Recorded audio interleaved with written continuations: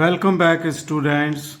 This is a short question from the suboccipital region. Suboccipital region means a region at the back of the head which is located between the occipital bone and the neck. Okay, so this is the suboccipital region. So the question is, describe the suboccipital triangle. There is a triangle, muscular triangle.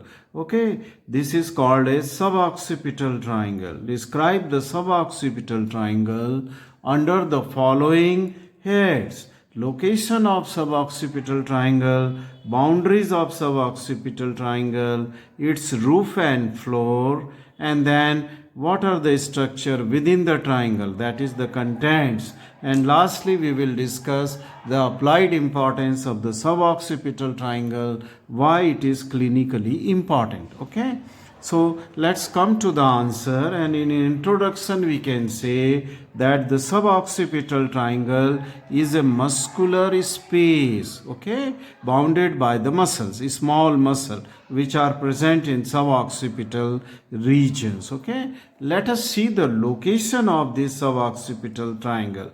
It is located deep to the back of the head. Okay, and between the head and the neck, on the back side. Okay, on the back side.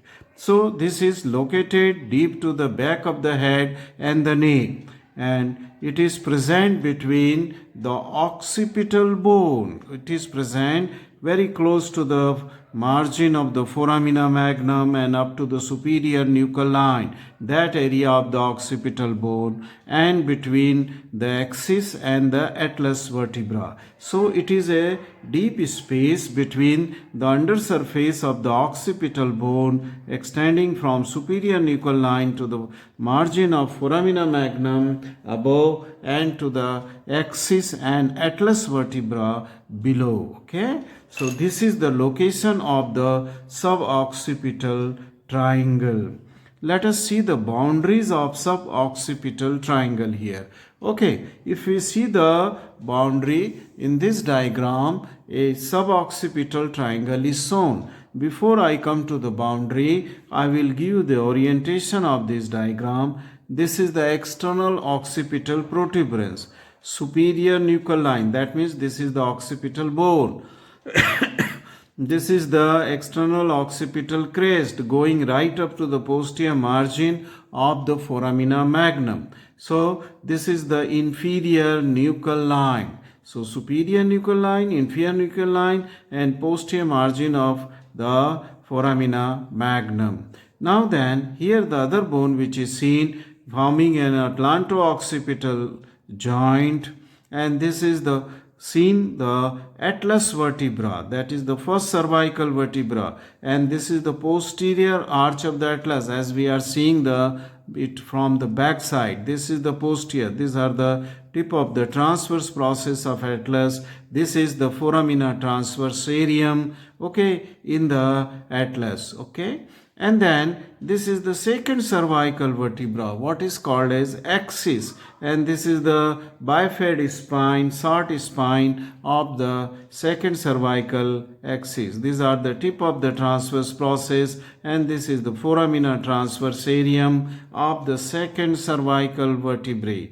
Okay, so this is the orientation of the bony point, and within this area, that is from the undersurface of the occipital bone and between the atlas and axis vertebra, here there are the muscles which are attaching the neck with the suboccipital region. Okay, that means to be undersurface of the occipital bone, and these small muscles, they will form a triangle. Okay, and the triangle you can see here, this area where I am just moving the tip of the pencil, this area is that triangle, and these are the small muscles which are forming its boundaries, and that's why now we will see the boundaries of the suboccipital triangle.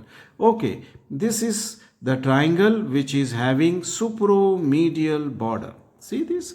This is supromedial because it is the median plane. This is the upper part. Okay, so this I mean to say margin is the supromedial border, and the supromedial border, it is formed by here, bounded by two small muscles. One is the rectus capitis posterior major, a long name. Rectus because they are just straight ribbon like structure. So rectus capitis because they are going to the head. Okay, and they are on posterior aspect, so they are called as rectus capitis posterior major because it is a major, means larger of the two muscles. Well, because the smaller muscle is here, which is called as rectus capitis posterior minor. The minor muscle is medially placed and it takes origin from the spine, I mean say posterior tubercle of the atlas vertebra. There is no spine, it is posterior tubercle. While here the rectus capitis posterior major, which is laterally placed and forms the actual boundary of the suboccipital triangle, is a larger muscle because it is coming from the second cervical vertebrae, that is from the median plane of the second, where the two lamines are fusing with each other. Okay, so this is the supromedial border. So to this we can call as the rectus capitis posterior, and the other one is rectus, I will write in short, rectus capitis posterior, and I have just pointed this is minor and this is major. So rectus capitis posterior minor and major. Okay, so both labels are here. So this will form the supromedial boundary. Let us go to the suprolateral boundary. Okay, suprolaterally this triangle. Okay, this is that triangle. Small, very small triangle. This is bounded by a muscle which is taking origin from the superior surface of the transverse process of the atlas. This is the foramina transversarium, and lateral to it, it is the transverse process, and from its superior surface, and then this muscle goes medially and upward. Okay, and this will form the suprolateral boundary, and this muscle is called as superior oblique because it goes obliquely. That's why it is called a superior oblique. I could not show much more obliquity in this, otherwise it is more inclined towards the median plane. Okay, more inclined. That's why it is called as the superior obliquus or the superior oblique muscle. Okay, superior oblique muscle. Okay, or it may also be called as the obliquus capitis superioris, but better you remember simple name, superior oblique muscle. Okay, just simply superior oblique. Then the third, I mean to say, border of this triangle is below, and this is again a small muscle coming from the posterior aspect of the fusion of the lamina, or from the this spine. Okay, bifid spine on the superior surface, and then this is going laterally and upward to insert onto the under surface of the transverse process, onto the under surface of the transverse process of the upper vertebra, that is atlas. So it is also small, going from second to the first. Okay, second to the first cervical vertebra, and its name is because it is forming a boundary below, that is inferiorly, and to the lateral side. So this muscle is called as inferior oblique. So that was superior oblique. Here it is the inferior oblique, and this is the rectus capitis posterior major and minor. They enclose a very narrow area. That area is called as suboccipital triangle. So it is an intramuscular triangle between the muscle. Usually in dissection you will not find this large triangle. You will have to separate these muscles to expose the triangle. Okay, otherwise they are very close to each other. Artificial artificially you will have to separate this muscle to get this triangle, small triangle. Okay, so I hope that you have understood the boundaries of this suboccipital triangle. Let us go to the roof. What covers it? Okay, this triangle is exposed here, but it is otherwise covered by the many muscles. Okay, from superficial to deep there are many muscles, right from trapezius down below. So but immediate muscle which is just covering this triangle is semi-spinalis capitis. This muscle. Okay, this is cut from here where it lies attached between the superior and the inferior nuchal line, a medial area. In the lateral area it is superior oblique which is attached, and if you will stretch this muscle, this will be covering the medial half or more than medial half of this suboccipital triangle, so it will form its roof. Okay, so what muscle is there on the roof medially? It is semi-spinalis capitis. The name is written here, semi-spinalis, and it is cut to expose the triangle. Okay, then there will be another muscle which is attached to superior nuchal line, and it is laterally placed, and this is the longus capitis, a narrow muscle longus. So two muscles are there, semi-spinalis capitis and then a longus capitis muscle, which forms the immediate roof of this. And on the top of these two, a third muscle is sometimes described as forming the roof, because there lies a gap between semi-spinalis and another muscle, the longus capitis, and this muscle is called as splenius capitis. The third muscle of the roof is called as the splenius capitis. So these three muscles completely covers this triangle. So only when you will cut these three muscles, then only you can expose the suboccipital triangle. Okay, so after the roof, let us go to the floor. How the floor of this triangle? You can see a narrow floor here which is present in the triangle, and major or important structures which are present in this triangle is the posterior, okay, atlanto-occipital membrane, which I have drawn here in the green color. Okay, just zoom this diagram if you are not seeing clearly. This is the posterior, and this membrane is elastic membrane which extends from the posterior margin of the foramina magnum and goes and gets attached onto the superior border of the posterior arch of the atlas, first cervical vertebrae. So this is a membrane which is filling the gap between these two bones, okay, posteriorly, and this is called as posterior atlanto-occipital membrane. Just I will write in short, posterior atlanto-occipital. Why posterior atlanto? Because it is located on the posterior aspect of the occipital bone and to the arch of the atlas, and atlanto because it is attached on one end to the atlas, hence atlanto, and then it is going to the posterior margin of the foramina magnum,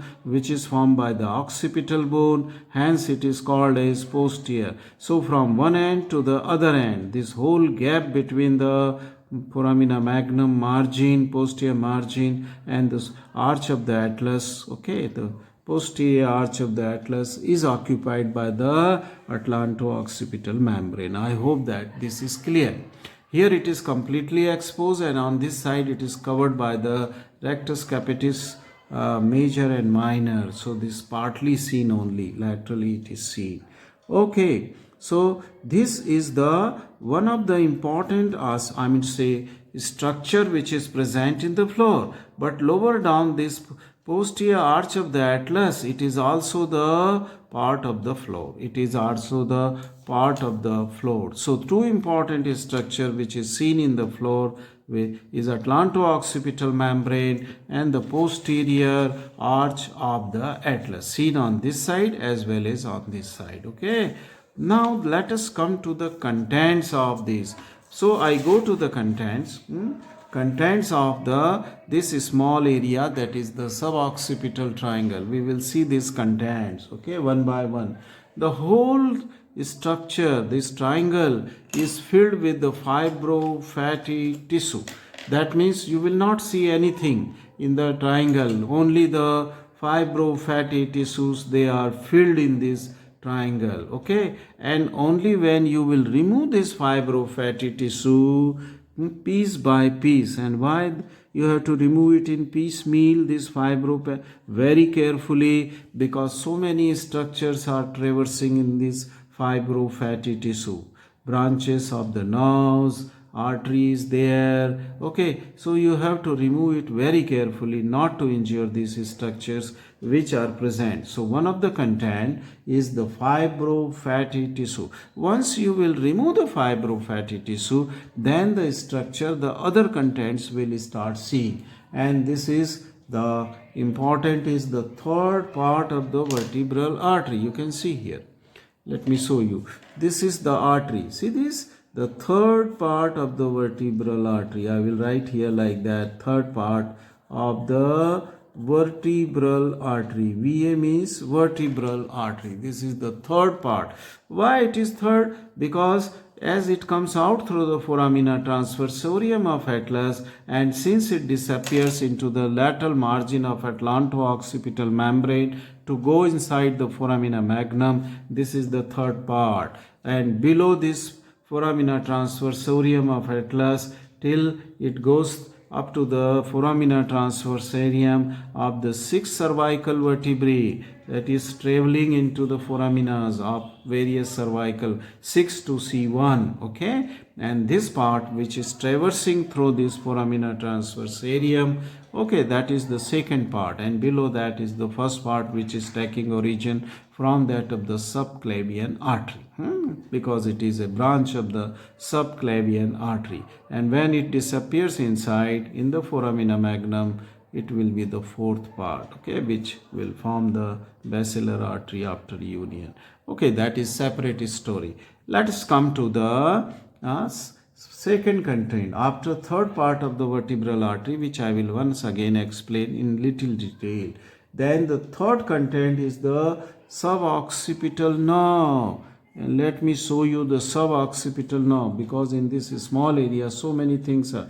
See this, there is a nerve coming deep to that of the third part of the occipital, this nerve. And this nerve is, I will just draw it here, I mean say label it here, okay, just drawing it. And this is the suboccipital nerve, suboccipital nerve, and its root value is C1, suboccipital nerve, coming from the first cervical segment as its dorsal ramus. Spinal nerves have two rami, a ventral ramus and a dorsal. Since it is on posterior aspect, naturally all these rami, they are the dorsal rami. So suboccipital nerve, dorsal rami, C1 of C1, first cervical nerve, and this is coming from the depth of the, I mean to say it's coming from deep to that of the arch of the atlas. I mean say this, not arch, third part of the vertebral artery.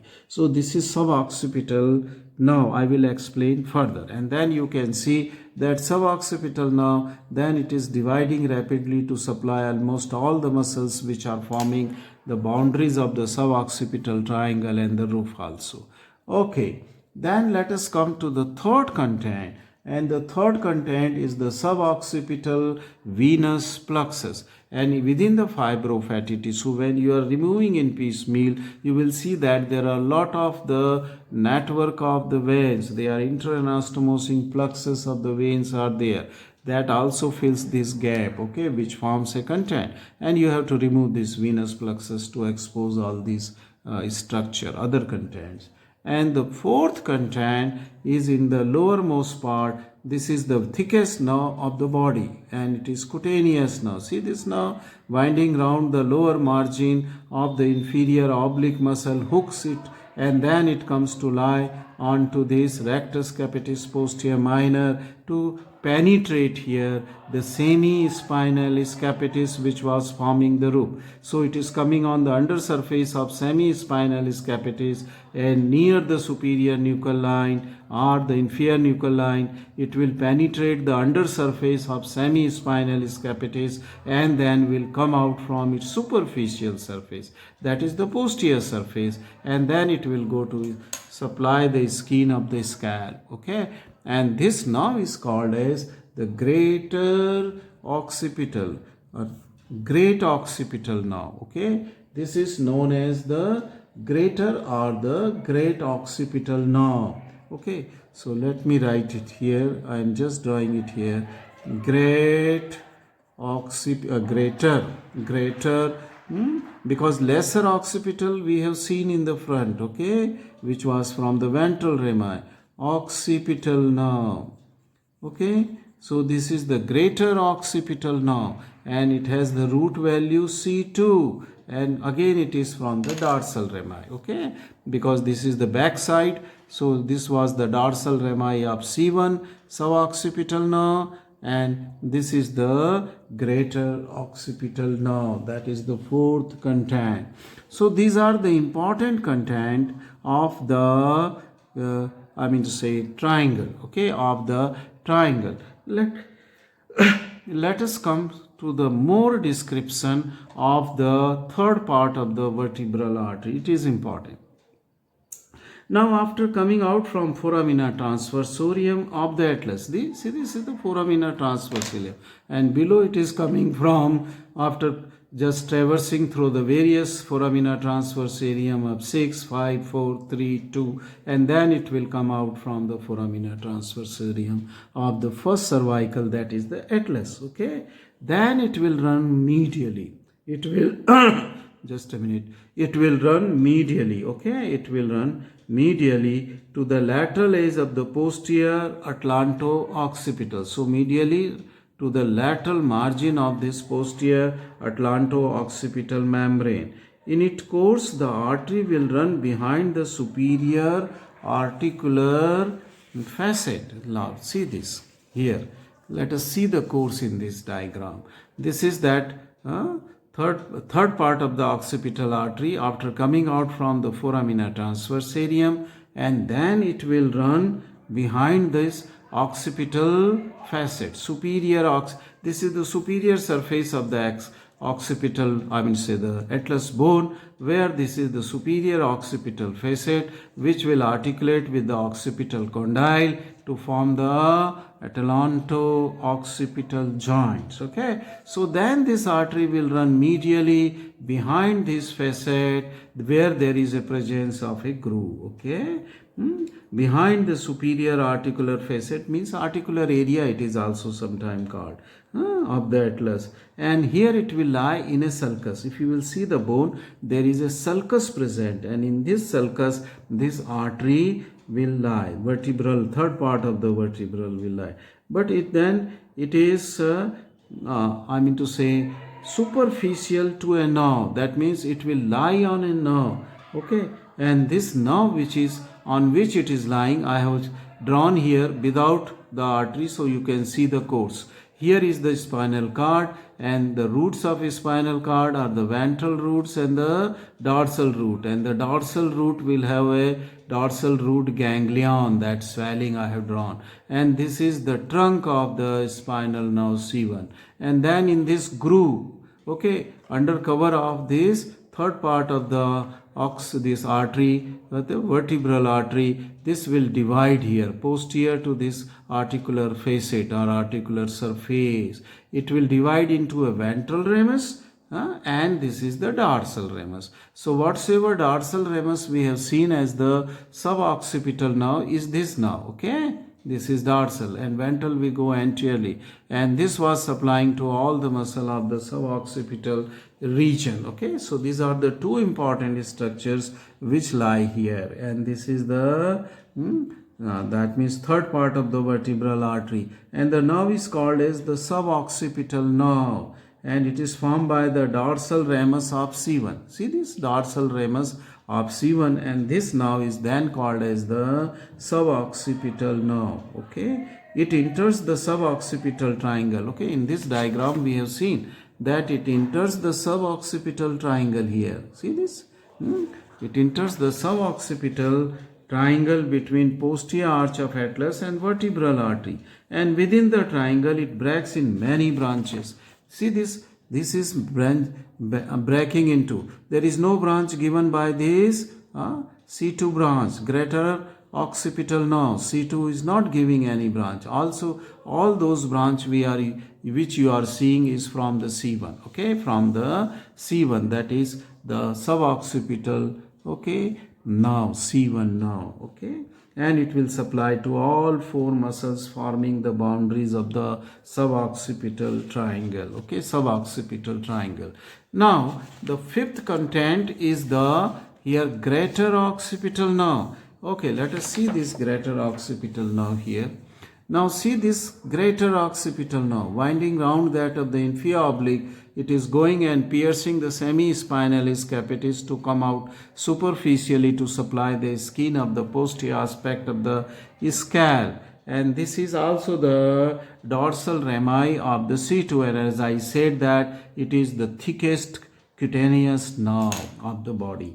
Thickest cutaneous nerve of the body, that is greater occipital nerve. So this completes the contents of the suboccipital triangle, and now I come to the last point of this question, and this is the applied anatomy. This point is the applied anatomy is here, and in the applied anatomy I will say only one point, I will say 2 points only I will cover in this suboccipital triangle, and it is number 1 is the dizziness following the rotation of head. Okay, when you rotate the head, okay, then this third part of the vertebral artery, okay, which is going from foramina transversarum inside the foramina magnum up here to lie into the cranial cavity. This get stretch or it gets compressed, okay, during the prolonged rotation. As for example, when you are looking backward, when you are driving a car and wants to turn your car, okay, when the car is going backward, you are tilting your head as much as possible to see what is onto the back side of the car. Okay, in that you rotate your head, and because of this rotation of the head at the atlantoaxial joint, okay, between atlas and axis, this arch, this loop of the third part of the artery get stretch, okay, it gets, and sometime it may get compressed, and because of compression and stretching, the less blood will go to the brain stem, that is to the midbrain, pons and medulla, to which this vertebral artery will be supplying. Okay, so and brain stem contains many vital centers of the body. Okay, so a person, because of the stoppage of blood from one side, may get a transient dizziness, and when he brings the head back, after some time the dizziness disappears because blood starts going into the brain stem, okay, into the brain stem. Now, second applied importance of this suboccipital triangle is that, okay, you can introduce a needle just above the spine of the axis, second cervical vertebrae, okay, so that here is the diagram. Yes, if you can just put a needle here into just above the second, that means between first and second, this posterior arch of atlas or the lamina in the second, and then this needle is about 4 to 5 centimeter deep, and the direction is kept upward, okay, direction is kept obliquely upward. This will go and penetrate to a sinus, that is of CSF, cerebrospinal sinus. Collection of CSF is there is a pool of the cerebrospinal fluid between the medulla and the cerebellum, and it is called as cistern. Okay, this is called as the cistern. What cistern it is called as? Cerebromedullary cistern. Cistern means a dilated area which contains the CSF pool. So if from this CSF pool or cistern, which is cerebromedullary, it's not cerebello. It should be not cerebro, sorry. It should be cerebello because there is a cerebellum. So between the cerebello, I will write it again. Cerebellomedullary system. From this cerebromedullary system, one can draw the cerebrospinal fluid, cerebellomedullary system. So if the lumbar puncture fails to draw the CSF, then this route is taken. Okay, this route is taken. That is, just put a needle here between the first and second vertebra, just above the axis upwards, and draw the 5 to 10 cc of the cerebrospinal fluid, okay, for the examination purpose, okay, laboratory examination. Now this completes a short question, not a short note, but a short question on to the description of the suboccipital triangle under heading location, boundaries, roof, floor, contents, and the applied anatomy. Now this diagram may take some time, so I will suggest you to draw a very rough diagram, 3 boundaries, and then in the center of that you can draw the posterior arch of the atlas with the foramina transverse area through which a artery is coming, and just with the black pencil the 2 nerves you can draw, that is the greater occipital and that of the suboccipital nerve, C1 and C2 dorsal rami. Just very simple diagram, within 2 minutes you have to draw it, okay. This completes your question, okay. A short question on this suboccipital triangle. Thank you very much for watching this video.